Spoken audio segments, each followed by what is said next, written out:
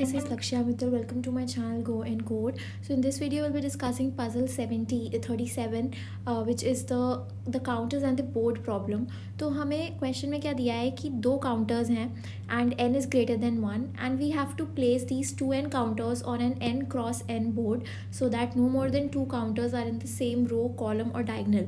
तो क्वेश्चन को ईजीली समझ लेते हैं कि क्या दिया है. ये n क्रॉस n का बोर्ड है, ठीक है. तो ये n क्रॉस n के बोर्ड के अंदर हमें 2n काउंटर्स दिए हैं. तो 2n काउंटर्स जैसे n क्रॉस n ऐसे ऐसे दिया हुआ है, ठीक है. ये अभी तो मैंने n क्रॉस n का बनाया, मतलब these are n boxes, n cross n boxes हैं हमारे उसके अंदर.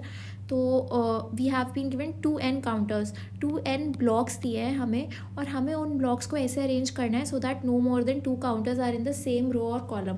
तो अगर मैंने एक काउंटर यहाँ रख दिया, लेट्स सपोज मैंने एक काउंटर यहाँ रख दिया, दूसरा काउंटर यहाँ रख दिया, तो तीसरा काउंटर मैं इस वाले कॉलम के अंदर नहीं रख पाऊँगी, ठीक है. सिमिलरली अगर मैंने ये काउंटर इधर रख दिया तो ये हो गया, लेकिन अगर मेरे को यहाँ पे रखना होगा तो मैं इस रो के अंदर एक और काउंटर नहीं रख पाऊँगी.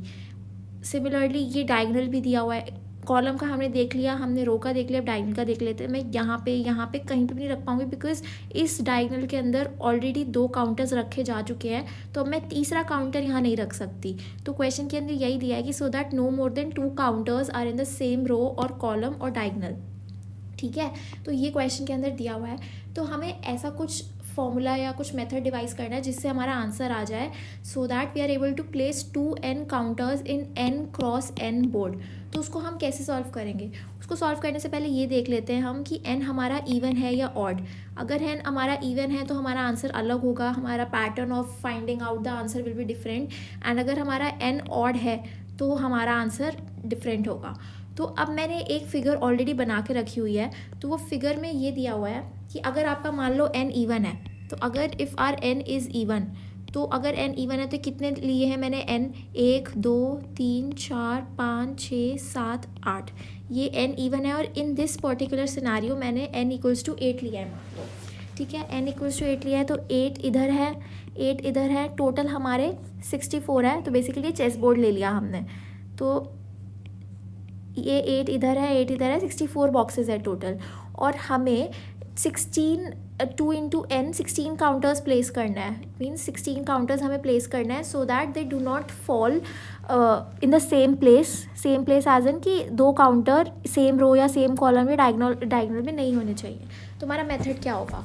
तो हमने पहले के 2 इधर प्लेस कर दिए, ठीक है. फिर हम थोड़ा सा शिफ्ट हुए दूसरी रो के अंदर और हमने लगातार 2 कॉलम में ये 2 रो में ये फिक्स कर दिया, ठीक है. तो 2 रो में नहीं, 2 कॉलम में, 2 कॉलम मतलब आप समझ रहे हो ना कि ये एक पूरा कॉलम है, this line is column and this line is रो.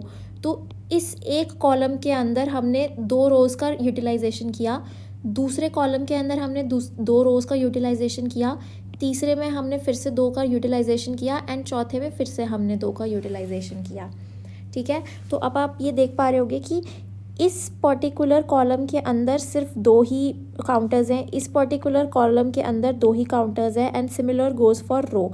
अब हम क्या करते हैं, अब नेक्स्ट पैटर्न पे जाते हैं. तो ये कितने हो गए हमारे पास? 1 2 3 4 5 6 7 8.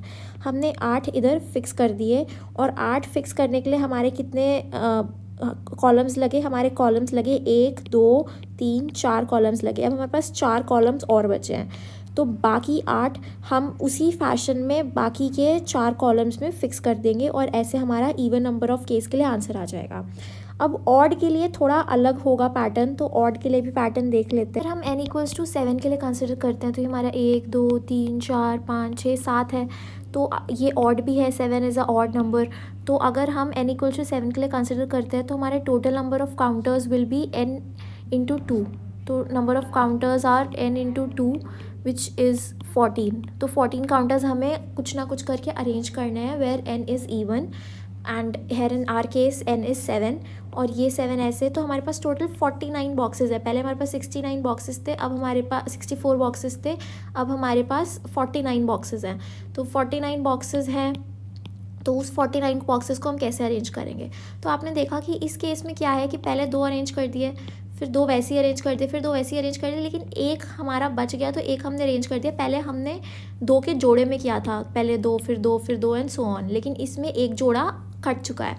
तो वो जोड़ा कट चुका है, तो अब हम इसको ऐसे अगर डिवाइड करेंगे तो पहले हमारे 4 कॉलम्स में डिवाइड हो रहा था, लेकिन इस बार अगर हम डिवाइड करें तो ये 4 है, लेकिन यहाँ पे 3 बच रहा है। तो मतलब ये टोटल अच्छे से डिवाइड नहीं हो पा रहा है। और हमें अगर उस पैटर्न से हम जाते हैं, अगर यही पैटर्न हमें फॉलो किया, ये 1 2 सेम वाला, तो हमें 4 और चाहिएंगे। तो अगर हम ये वाला जो लाइन अगर ये यहाँ से शुरू करते, इधर तो इधर से शुरू किया है, लेकिन आप देखो इसमें पूरा 4 करने के बाद 5th कॉलम से हमने ये शुरुआत की। लेकिन इस केस में हमारा क्या है कि ये पैटर्न पूरा हो गया, लेकिन जो नेक्स्ट पैटर्न वाला है वो हमने इसी कॉलम से शुरुआत कर दिया। और इस कॉलम से शुरुआत इसलिए किया बिकॉज हमारे पास इक्वल नंबर ऑफ कॉलम्स नहीं है, हमें एक कॉलम को यूटिलाइज़ करना पड़ेगा जिसके अंदर हम दोनों पैटर्न्स के आंसर डाल सकें। तो हमने क्या किया कि हमने इधर से शुरू कर दिया rather than starting from here. अगर हम यहाँ से शुरू करते, मान लो मैं इसको ड्रॉ करती हूँ, अगर हम यहाँ से शुरू करते तो हमें एक कॉलम और लगता जिससे हमारा आंसर आता, जो यहाँ पे पॉइंट आता, लेकिन हमने ऐसा नहीं किया। हमने उसको उसी 4th वाले कॉलम से शुरू कर दिया, क्योंकि अब देखो इसमें एक था तो इसमें हम सेफली एक और ऐड कर सकते हैं ना। पहले वाले केसेस में क्या था कि ऑलरेडी 2 हो गए थे, अगर ऑलरेडी 2 हो गए तो आप यहाँ पे एक और ऐड नहीं कर सकते, लेकिन यहाँ पे एक ही था तो आप एक और ऐड कर सकते हो, राइट। तो अगर अब मैं ये सब कुछ मिटा दूँ और इजी वे में एक बार फिर से देखें कि हमने ऐसा क्यों किया, तो मान लो कि आपका जो पैटर्न है वो अगर आप 2 लेते तो 2 लेते, तो मैं रेड से ड्रॉ कर रही हूँ, जो आपका सेम वही वाला पैटर्न है, तो ये ऐसे होता, ये ऐसे होता, ये यहाँ पे प्लेस करते, ये यहाँ पे प्लेस करते, ये यहाँ पे प्लेस करते एंड ये यहाँ पे प्लेस करते। अगर आपको सेम ऐसा ही पैटर्न बनाना है तो 2 पहले हो गए, 2 पहले बाद में हो गए, फिर 2 एंड फिर 1। लेकिन आप नोटिस कर रहे हो कि ये एक सेकेंड, कि ये वाला पॉइंट, ये वाला पॉइंट और ये वाला पॉइंट तीनों एक ही कॉलम में आ गए हैं, जो कि गलत है, क्योंकि हमें क्वेश्चन में दिया है कि एक कॉलम में मैक्स टू मैक्स 2 ही आ सकते हैं, लेकिन इसमें 3 आ गए हैं। इस वजह से हम ये वाला सेम पैटर्न नेक्स्ट अपने कॉलम्स में नहीं अप्लाई कर सकते और हमें कुछ दिमाग लगाना होगा। तो हमने क्या दिमाग लगाया इस केस में, तो बहुत ज़्यादा ही कचरा हो गया है, आई होप आपको समझ आ रहा हो। तो हमने क्या दिमाग लगाया कि अगर हमारे पास इक्वल नंबर ऑफ कॉलम्स नहीं है, अगर हमारे पास एक कॉलम कम पड़ रहा है, तो क्यों ना हम एक कॉलम के अंदर एक डाल दें पहले पैटर्न के लिए, फिर दूसरे पैटर्न के लिए उसका रिवर्स शुरू करें। रिवर्स मतलब पहले 2 थे यहाँ पे, अब हमने, और यहाँ लास्ट में 1 था, तो हमने क्या किया, जो दूसरा पैटर्न है ना वो हमने इसका रिवर्स शुरू कर दिया। तो उसका रिवर्स कैसे शुरू किया कि हमने यहाँ पे 1 से शुरू किया, ताकि इस कॉलम को यूटिलाइज़ करने के लिए हम बहुत ईजीली यूटिलाइज़ कर लें। और फिर हमारा 2 2 जो ऑल पहले हमने किया था 2 2 2, तो हमारा आंसर आ जाता है n = 7 के लिए, विच इज़ ऑड नंबर। तो ऐसे हम काउंटर्स को फिक्स करेंगे in case of n = 7 which is odd and n = 8 which is even. तो मैंने ये दोनों एग्जाम्पल लिए फॉर 7 and 8, आप किसी चीज़ के लिए भी ले सकते हो और कर सकते हो। And this question was asked in JP Morgan। तो काफ़ी अच्छा क्वेश्चन है, होप आपको समझ आया हो, और अगर समझ आया है तो please do not forget to like, share and subscribe to my channel. Till then, bye bye.